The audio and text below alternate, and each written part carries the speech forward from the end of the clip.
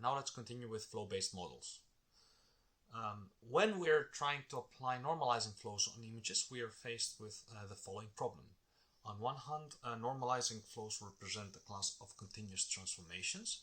On the other hand, images are basically signals with discrete values.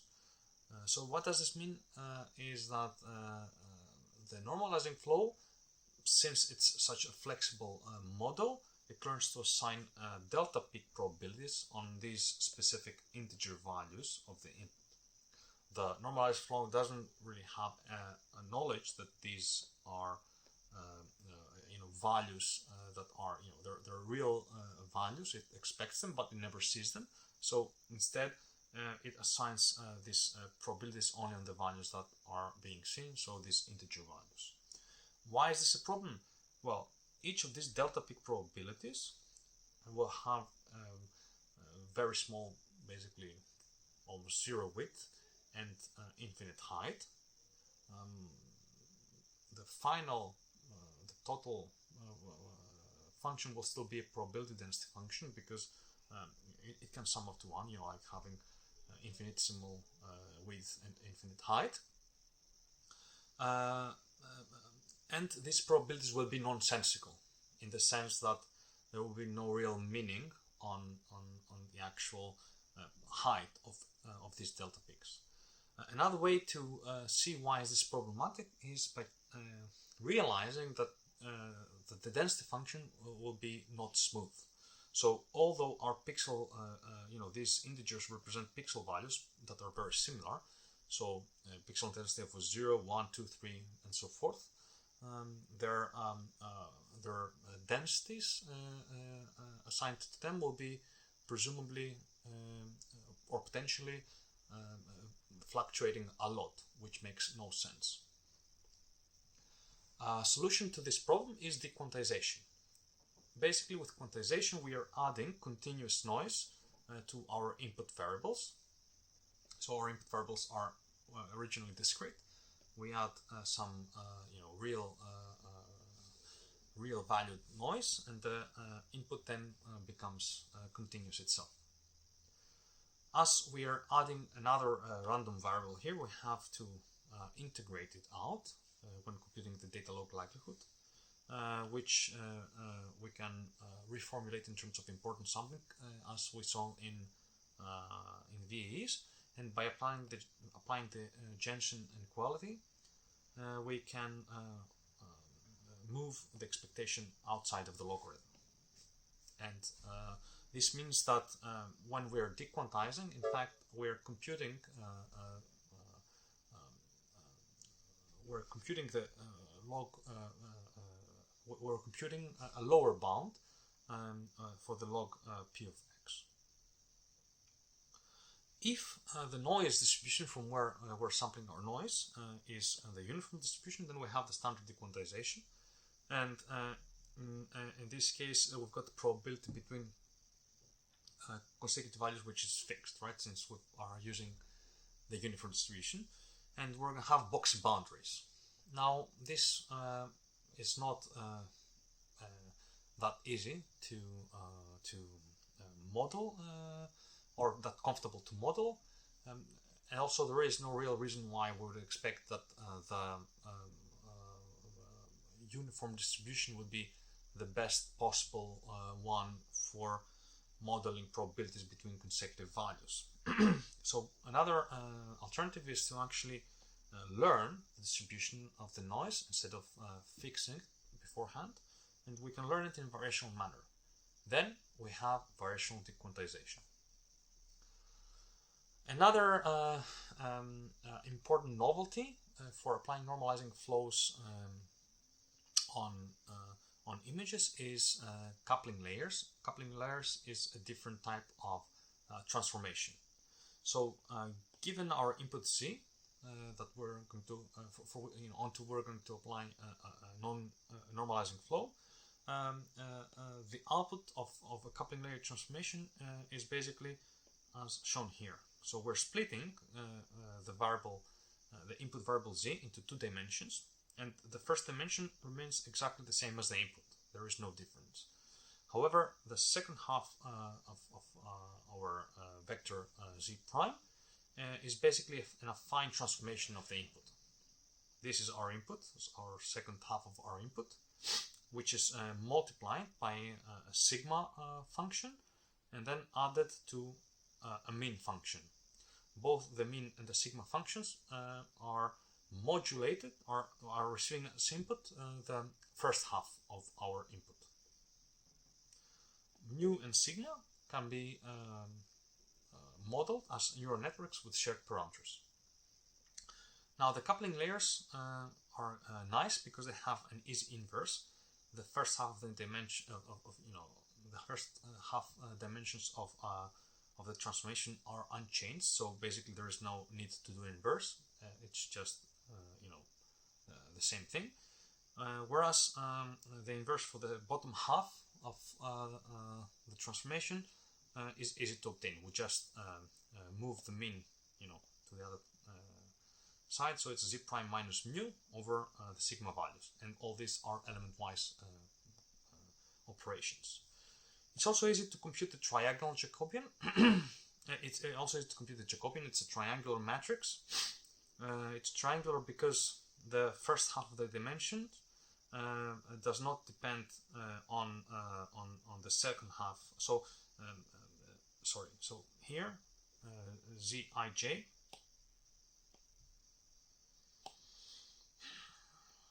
Zij prime depends on C1 to J, right? So this is it's the same, it's the identity function. We have the identity function as a derivative because these two variables are in fact the same.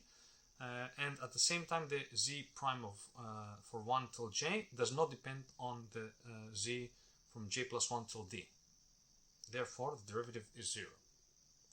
Now, because the Jacobian is triangular, the determinant is computed as the product of the diagonal terms. And since we're having the logarithm of the determinant, we have to compute the sum of the logarithm of the diagonal. Here we have a graphical illustration of how the coupling layers work. So we start from the z1, which we pass it onto the sigma and the mu, and then we multiply it with z2 and then add it. This is the forward step. How we're going to divide now the dimensions, that's a quite interesting question.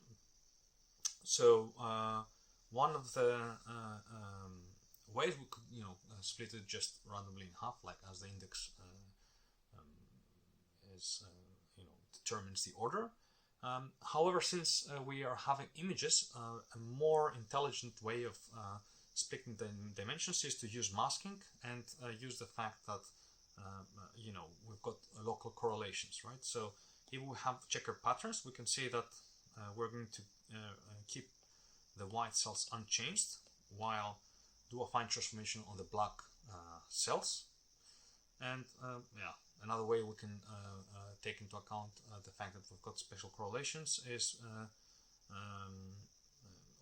correlation, not spatial correlation, but correlations is to divide between channels.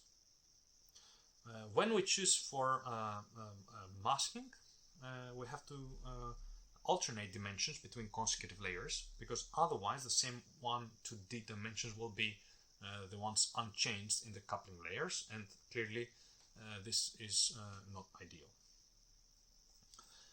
Problem with normalizing flows is that because of invertibility, the number of dimensions before and after the transformation have to be the same. This means that quite often we will have high computational complexity, especially when our inputs are quite large. An architectural solution is to apply the new transformations, but only to a subset of the input. So to half the input, for instance. For the other half, we use the previous transformation, so no need to compute new parameters there. We can the parameters can be smaller, can reduce, because we apply it only on the half. We apply the new transformations on to the half of the input.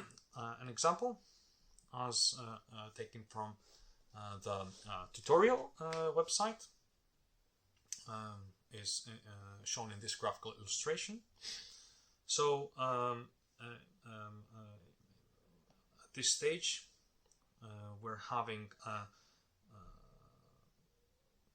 14 by 14 size feature maps, and by the split and squeeze operation, we obtain a 7 by 7 feature map on which we're applying the coupling layer transformations on.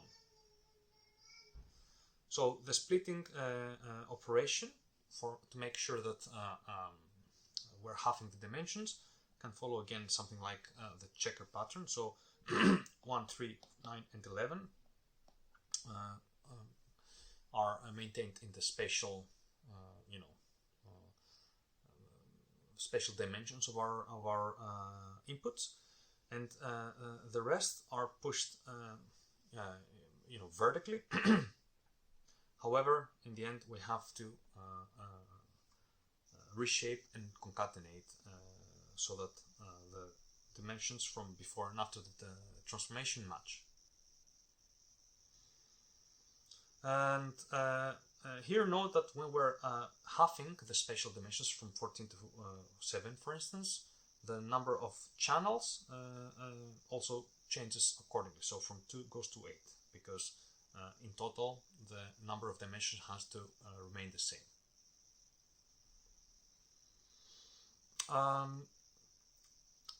Using coupling layers and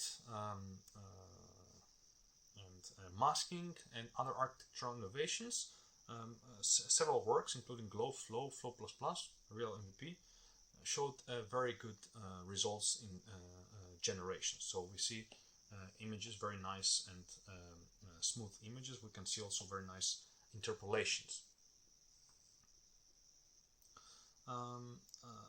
Similar work on normalizing flows for categorical data was also with Philip Lippe and myself, which is in submission to iClear21.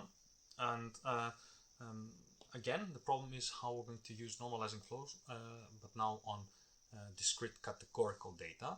The problem is that it's not obvious how we can use quantization easily, since we have no, we don't have ordinal data, so we cannot easily smoothen the signal in the same way. We can instead combine variational inference with normalizing flows, and by doing so we are able to learn basically transformations that map the categorical data to the continuous space, and by doing so we can apply normalizing flows again. For more information, although this is not part of the exam, if you're interested into this type of research, you can check the publication. In any case, some examples from that work, or an application of this work, is on graph generation, where results are very good. Some pros and cons of normalizing flows. So with normalizing flow, start from very simple density like the unit Gaussian. We can obtain any complex density that can match our data without even having to know the explicit form of that density. We can have tractable density estimation, so that's nice. No need to do action approximations in general, except for when we unless we count the case for images, we have to add the noise and therefore compute a lower bound. We've got efficient parallel sampling and learning, and one problem is that they are very parameter heavy. Usually we need a lot of transformations for them to work, so very large networks needed. We are constrained to invertible transformations with tractable determinants and also tight encoder and decoders. Transformations cannot easily introduce bottlenecks. Instead, we have to do architectural. We have to resort towards architectural solutions like the multi-scale solution we just discussed. So as a summary of properties, I'm also adding this table so that we can compare the main families of models. So autoregressive flow-based implicit models and prescribed models like VEs. And with this table, we can actually compare and see which type of model is suitable for our purposes.